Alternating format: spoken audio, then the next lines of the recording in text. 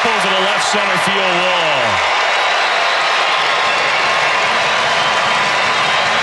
Well, this is just remarkable what's happened here. 6 hitters, 6 runs in what, 10 pitches? Damn it, Farhan. Now, back to Willard and Dibs on 95.7 The Game. Can I tell you about a couple things I like? I can tell you how much I like the rejoiner with Billy Squire's stroke. Well, as they stroke the ball into the gap repeatedly. Stroke it, Rockies. Yeah. Choke. What, that 6 hits in 10 pitches? I mean, I love frustrated Fleming. It's actually very, very endearing. Because he won't come out and just be like, well, this is awful. But he'll just be like, well, this is just rather amazing. Yeah. Balls are flying everywhere. You want to hear more frustrated Flem? I sure do. So that was the last batter, or one of the last batters that Keaton Wynn faced. That was a 3-run homer, made it 6-1. Then they brought in a reliever, and the very first pitch he threw, here's Flem. After a shocking bottom of the 4th inning, Randy Rodriguez, the rookie right-hander, takes over against Tovar, and he pulls that one down the left field line. That's a fair ball. My goodness. That'll be another Rockies extra base hit. Tovar started the inning with a triple, and now he's got a double. He's a homer away from the cycle. 3 for 3 for Tovar. All right, that's this is all on NBC Sports Bay Area. There's Hunter Pence jumping in. Hunter is he's such a positive person that when the other team is racking the ball all over the place, he just starts to get into that. He's like, how about this kid? He might hit for the cycle. Right. Wrong team, Hunter, but he loves ball. He sure does. Here are the counts. Tovar on an 0-1 pitch. McMahon, first pitch. Yep. Diaz, 0-1. Bouchard, first pitch. 0-1 to Brenton Doyle. He homers. Blackman triples on the first pitch. Dibs, I'm telling you. Maybe they hacked into the pitch comm. You were getting on the elevator when the inning started. Totally. By the time you got to the 10th floor and walked in, it was 6-1. It was crazy. That whole thing happened in about a minute and a half. Yeah. All right, look, we really want to hear from you. Let's go straight to the phones. I do have a quirky, let me say it this way. Something that Giants fans really like is about to happen. I'm going to predict. Slates? No. It is gone. But I'm gonna let's take the calls. Okay. And then I'm gonna unveil this. But I don't want to lose everybody here because we really asked for You struck a nerve. Well, I'm annoyed. If you're annoyed, then they're annoyed. Well, let's find out. Because you don't get annoyed. Let's find out. I think they did some good things today. You know? That's my Willard. But I'm not hearing that from you. You're fiery. Well, this stinks. 3-7 on the trip. Bad. They look awful. The worst team in baseball cuffed you around. I don't want to hear that they won 2 out of 3. Good little series win. Watch the games. It's not good baseball. Not funny. That's a 4 for your Farhan drop. All right, Ben in Fairfield. Hey, Ben, what's up? What are you doing? Hey, guys, just driving over work.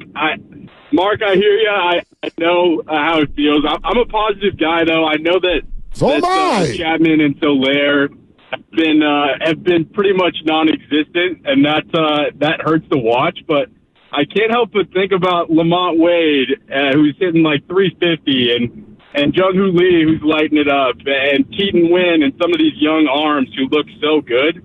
I think it's May, and we got to keep ourselves above water until we can get some of these guys back, some of these guys firing on all cylinders.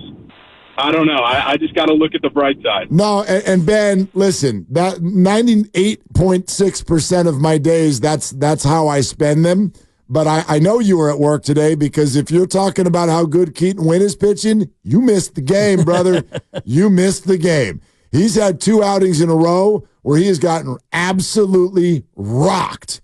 Loud, violent, awful rock. Just 2 innings worth.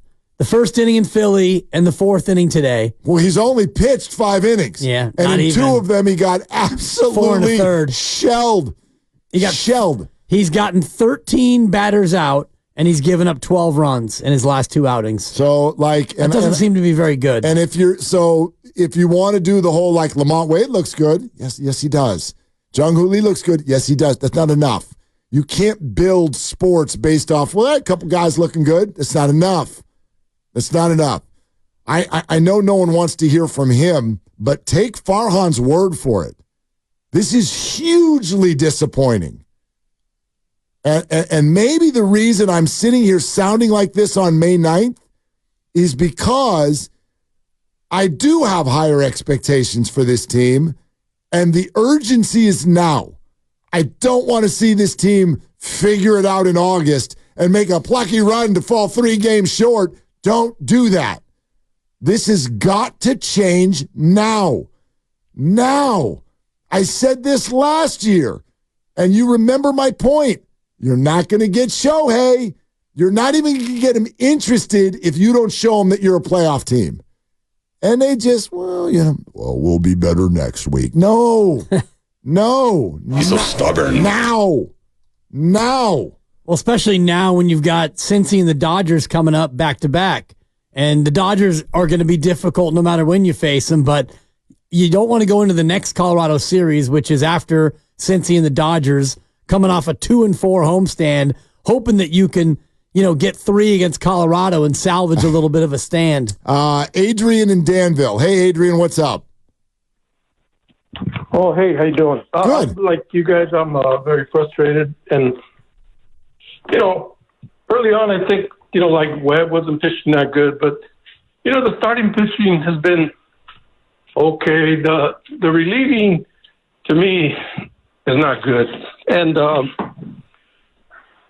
they just don't hit. I wouldn't have brought in all these big-name people. I know that's what the fans want to see, but I would rather go with homegrown talent. Remember, that's how they won the 3 championships. They were mostly just homegrown. Well, they need both. They need both, Adrian, completely. Thank you very much. Of all the statements Adrian just made, spotlight one. Because, the bullpen I don't love. Well, portions of the bullpen we do love. Yeah. Camilo Doval is fine. Ryan Walker's amazing. I'm not terribly bothered by the Rogers twins. Through a season, they always put up numbers. I do think that their middle relief is too, young. It's too look, we got this guy. Get something that's a little bit more firm there. And their starting rotation is A, good, and B, injured. You're about to acquire Blake Snell, Alex Cobb, and Robbie Ray. That's not your problem. But the problem is that rotation, which should be able to win you half your games, is going to get wasted if you can't, as Adrian said, they don't hit. You got to figure it out. I don't know if you got to sell the farm for Pete Alonso right now or what, but you got to do something to get some life into this lineup. Right. And, it would be great to have life in the form of your catcher who's having a good year, but he's out with a concussion, and your slugger that you just acquired, he's got a bit of a shoulder, and now he's on the IL as well, and the majority of your other hitters are underperforming this year.